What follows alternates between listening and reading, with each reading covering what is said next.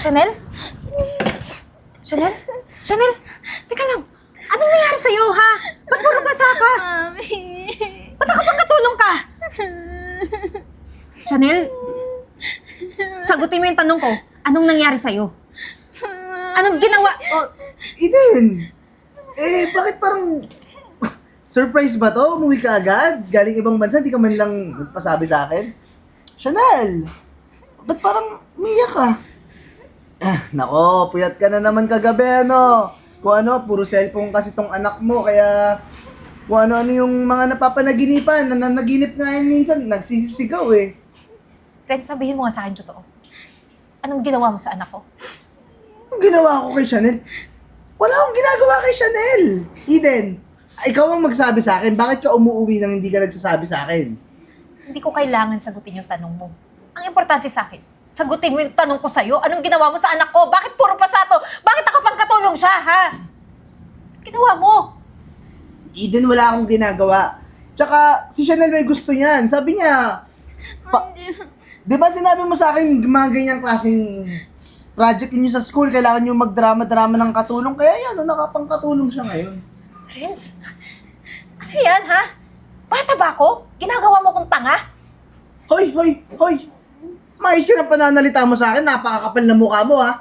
Ikaw yung nanay na nag-iiwan dito sa anak mo, tsaka di ko naman anak yan eh. Anak yan sa pagkadalaga mo, kalandian mo yan, bunga, tapos papaalaga mo sa akin, gaganyanin mo pa ako, sumagot ka sa akin ng ganyan?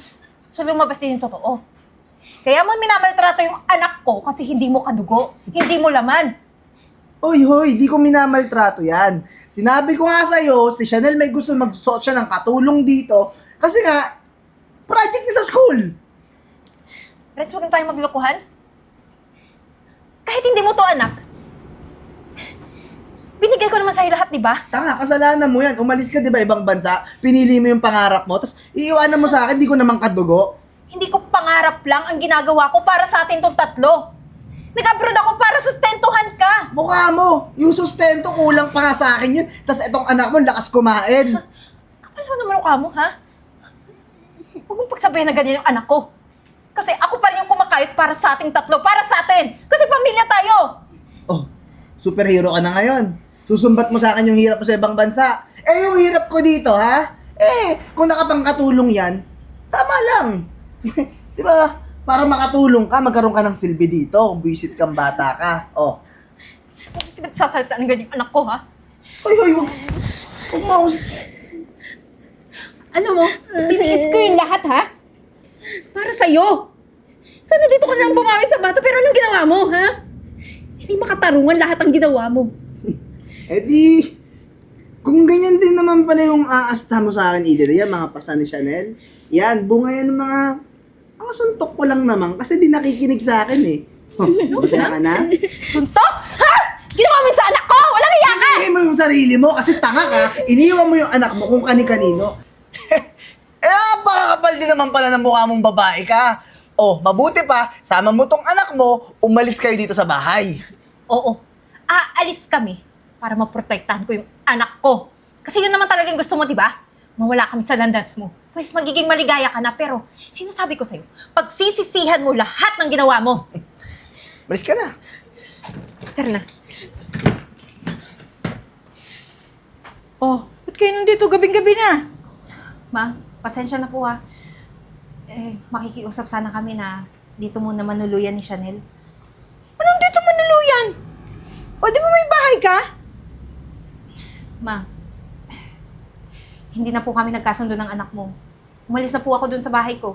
Siyempre, kailangan kong protektahan tong anak ko. Kasi po, tingnan nyo, minamaltrato niya habang nasa abroad ako. Ginawang katulong.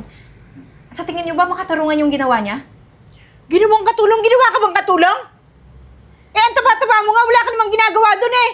Kita ko naman ang paghihirap sa'yo ng anak ko. Ano sinumbong mo dyan sa mami mo? Teka lang. Pati ba yung anak nyo, kakampihan nyo? Sa kabila ng ginawa sa anak ko? Hindi naman siguro makatarungan talaga yung ginawa niya, di ba? Child abuse yung ginawa niya.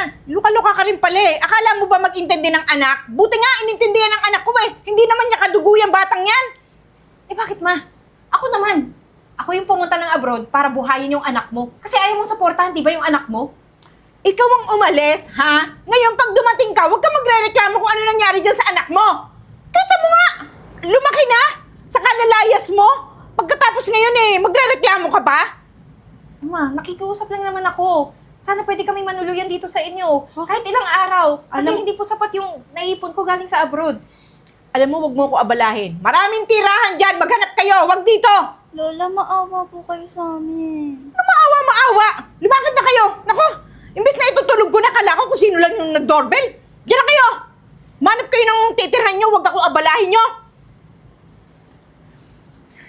Anak, pasensya ka na ha. Huwag kang mag-alala. Gagawa ko ng paraan para may matuluyan tayo ngayon. Bless po. Si Chanel ba to? Oo, siya. Ay, ang laki ng bata. Oo nga eh. Alam mo ba, na-miss ka nitong inaanak mo. Pero, nga pala, pasensya ka na ha. Hindi ko na sinabi sa'yo na ako na yung magbabiyahe papunta dito. Ayun na nga eh. Nabigla rin ako nung tumawag ka kasi akala ko magpapasundo ka na ng airport bigla ka namang pumunta na dito.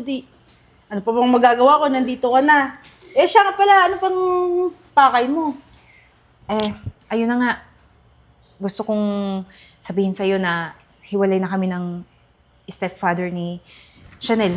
Kasi nga, sinurpresa ko kanina. Hindi naman niya tanggap na bumalik ako ng Pilipinas. Hindi na ako babalik ng abroad. Nagalit siya na hindi na ako makakasustento ng pera. Ako, ganun ba? Ay, ako naman. Anong nangyari sa mukha ng batang to? Ayun pa nga, nakadecide na ako na hindi na talaga ako babalik. Kasi tignan mo naman, ginugulpi niya araw-araw. Pagkatapos, ginawa pa niyang katulong.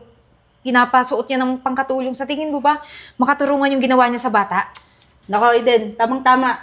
Huwag ka nang bumalik ng abroad. Dito ka na lang sa atin. Isa pa, may mga napundar ka na rin naman sa loob ng 20 taon na pagtatrabaho mo doon at may pinapadala ka dito sa akin. Ininvest ko yun para pagbalik mo, may pangkabuhayan ka. Malay mo, mag-decide ka na nga na hindi ka na bumalik doon eh. Eto na yun. Maraming salamat talaga, Evita. Hindi ko naman inaasahan na aayusin mo lahat ng to para sa akin, para sa inaanak mo. Siya nga pala. Yung mga document ng properties mo, hinanda ko na yun nung pagkatawag mo pa lang sa akin. Dahil kailangan ko na rin ibigay sa'yo yun. Iyo yun. At saka, wala kang matutuluyan, no? Wala eh. Huwag kang mag-alala. Meron kang kondo. Isasend ko sa'yo mamaya yung pin location nun. Tapos, pati na rin yung password ng pinto doon. Isa pa, kailangan mo to.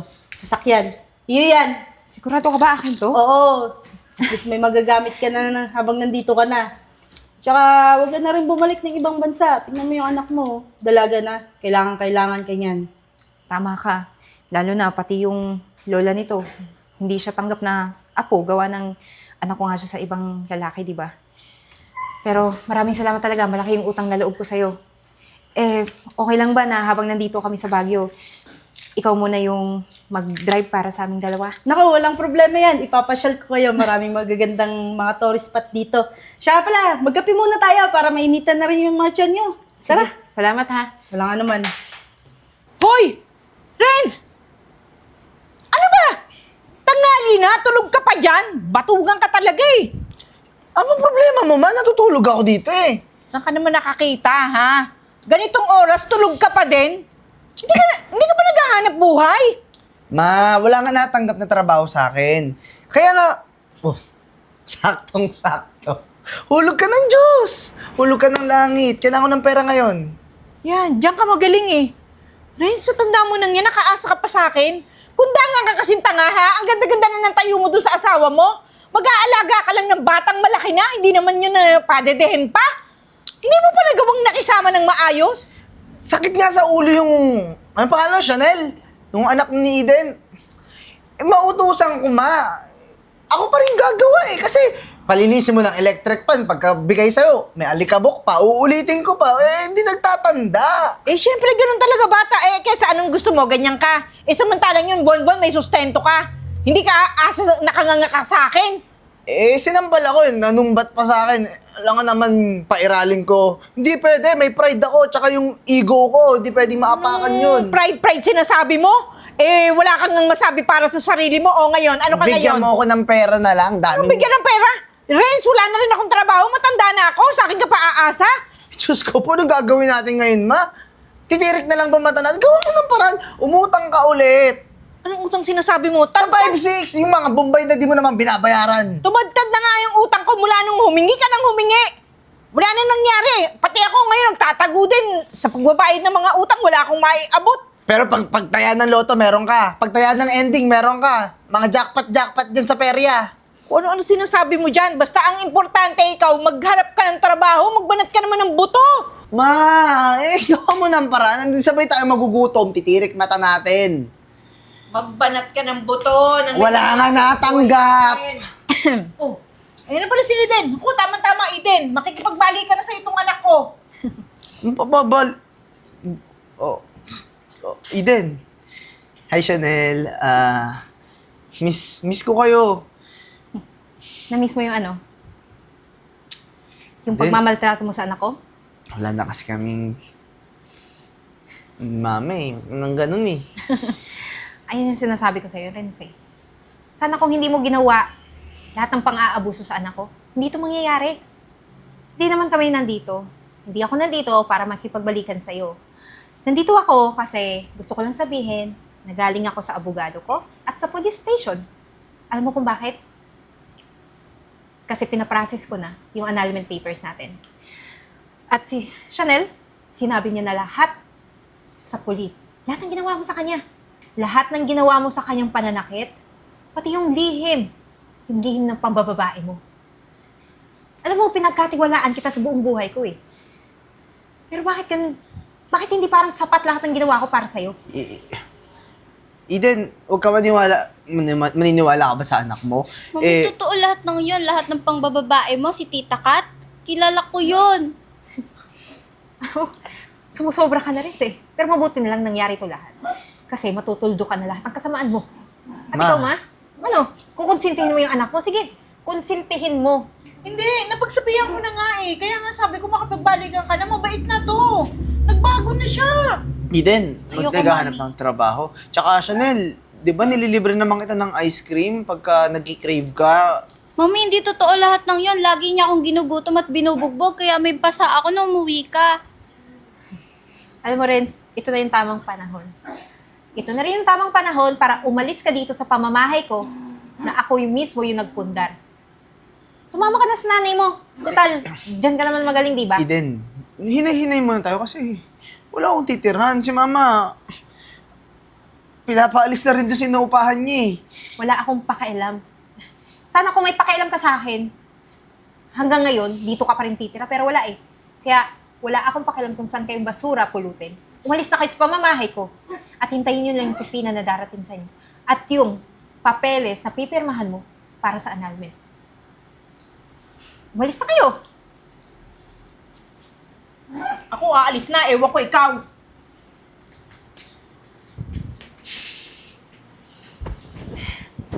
Alam mo anak, itong bahay na to, ipapamana ko to sa'yo. Talaga ba, Mami? Oo naman. Siyempre, ikaw yung natatanging anak ko. Love you, Mami.